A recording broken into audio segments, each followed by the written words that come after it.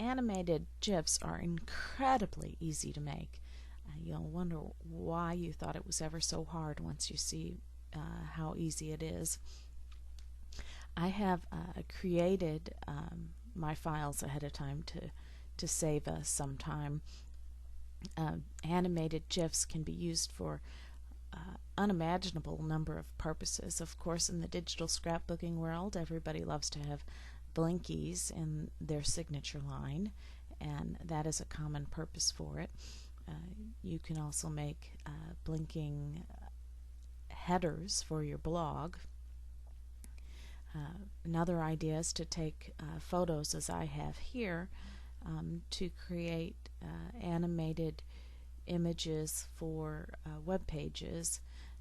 This is a courthouse that my great-grandfather was the head carpenter or supervisor in the construction of building in downtown St. Louis, and so I made these this fun animated flash file. It's not really a flash file, but it flashes through a sequence of photos, causing animation.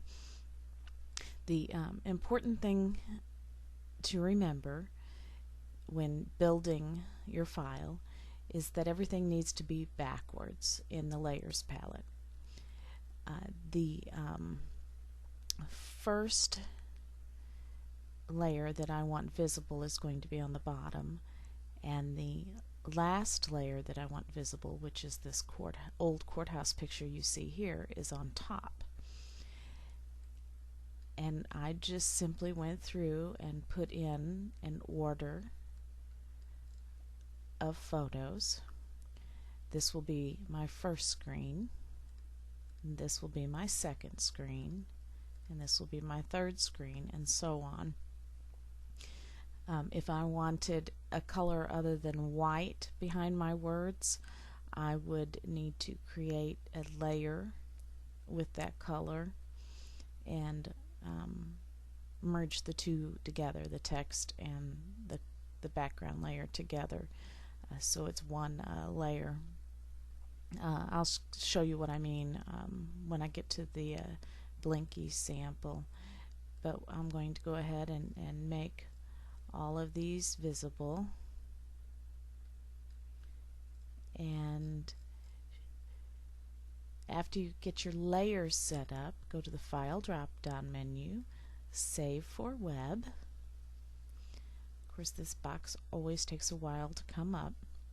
If your file is too large, you're going to get an error message when doing this Save for Web.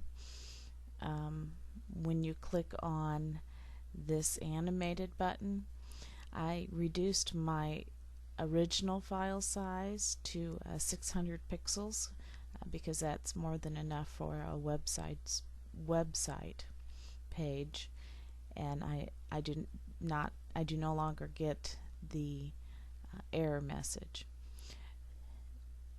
From this drop down menu, you're going to choose GIF, and then you're going to hit this animate button. Now down here in this animation option, you can choose to either have it loop, or if you take that off, it's just going to play once. So you want to make sure it loops for most purposes. This drop down menu is the frame delay, or how long it's going to pause on each layer in the layers palette as it's going through the animation. Each of these is by seconds, so obviously a 0.1 of a second is going to be really fast, and if you're trying to read something, that's not going to be appropriate. I'm going to choose for this test purpose 1 second. Down here is a button next to Preview In, and you can change which browser you want to view it in, but my default is Internet Explorer, and so I'm good with that. I'm going to double click on this, and it's going to open up my browser and show me a preview so I can see if that's too fast. Now I think that is too fast.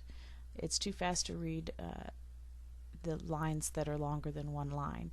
So I'm going to come in here, and from playing I know that 2 seconds is too slow. So you can actually manually type right into this blank. I think 3.5 might be a good time, and so I'm going to preview it once again, and my Internet Explorer will pop up.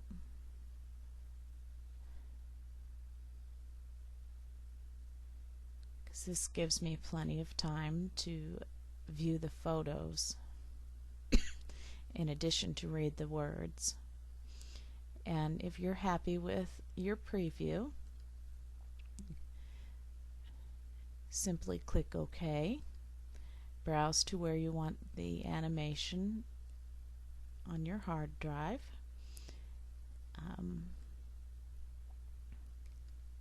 Choose a name and click Save. Of course I'm going to replace it because I was playing earlier. And now in my folder I have an animated GIF file that I can upload to galleries,